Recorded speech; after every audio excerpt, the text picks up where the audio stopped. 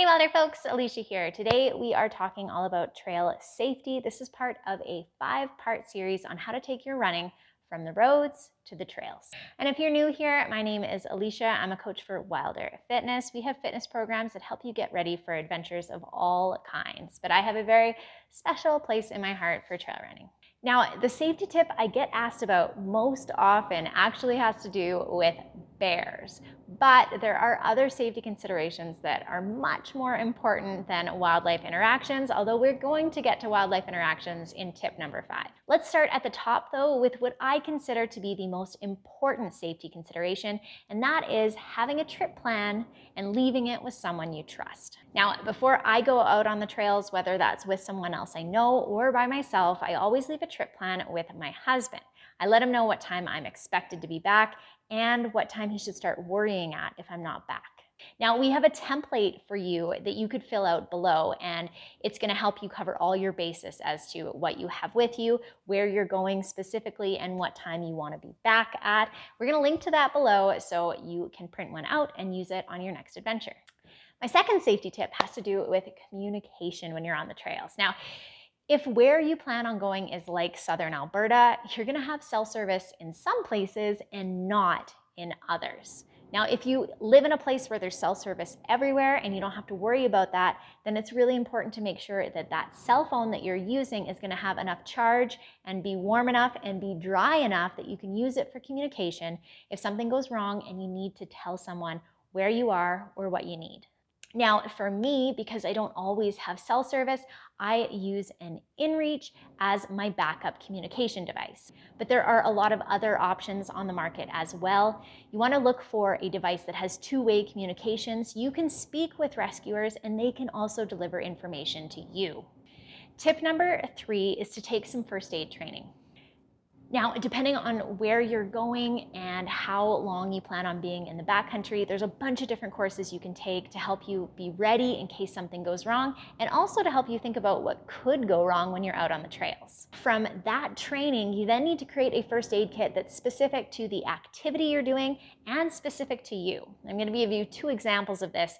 For instance, I have a small first aid kit I take whenever I go running on trails, and it has items that are specifically helpful if someone rolls an ankle or has an allergic reaction, because those are the 2 most likely things that could go wrong. For me, I learned about bringing allergy medication with me the hard way. One day I was 10K into a 20K looped trail run when I ran through some grass and started to get an allergic reaction. I could feel my throat tightening up. I had hives all over my legs, and it was kind of scary. I was by myself, so I communicated ahead to my husband, telling him to please get me some allergy medication, and I moved really slow and drank a lot of water until I got back to the trailhead and was able to get help. After that incident, I talked to my doctor. I now carry an EpiPen with me wherever I go, and I also bring allergy medication. But these risks are going to be specific to you. Maybe you have another condition that might require medication. In that case, it's important that you bring it with you, and you also tell your trail mates about that condition, so if something starts to go sideways, they know what's up. So it's important not to just grab a first aid kit at the pharmacy and bring it with you. Instead, you need to create one for the activity and for yourself. My third piece of advice, of course, has to do with fitness. I think it's really important to make sure that you're physically ready for the challenge you're going to take on in the wild. If you've put the work in and you've traveled the distance that you're planning on traveling on the trails, in closer to home situations, then you've got some built-in extra capacity to deal with anything that might go wrong when you're out there. Make sure that the trail you're setting out on is something that's within your current physical capacity so that you can truly lean into the challenge and enjoy the journey. For instance, when I took on one of my bigger trail running challenges last year, which was a 60K down in Waterton Lakes National Park, I made sure that I trained that distance or more in the front country here so that I knew what it felt like to be on legs that have been running for 60K.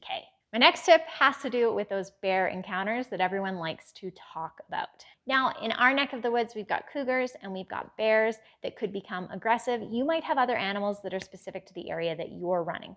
It's important to get training on those specific animals, but specifically what I've learned about bear encounters is it's important to avoid them first. So when I am running on a trail, particularly if the wind is in my face and it's blowing my scent down trail instead of ahead of me. I know I need to make extra noise, and I need to be incredibly aware of my surroundings. And I think a lot of people forget that.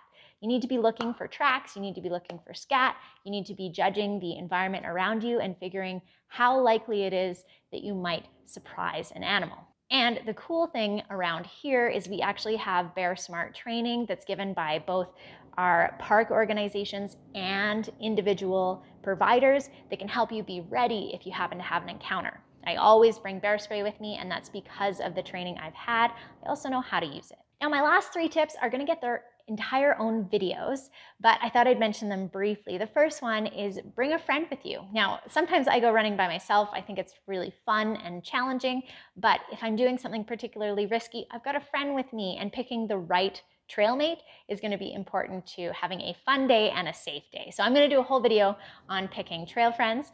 The next thing you need to remember is to make sure you know the area you're going to. So you're not just blindly following a GPX track on your phone. You have knowledge of how to get out from different parts on the trail you're going on. And so we're going to have an entire other video on picking good trails and on making sure you know them before you hit the trailhead.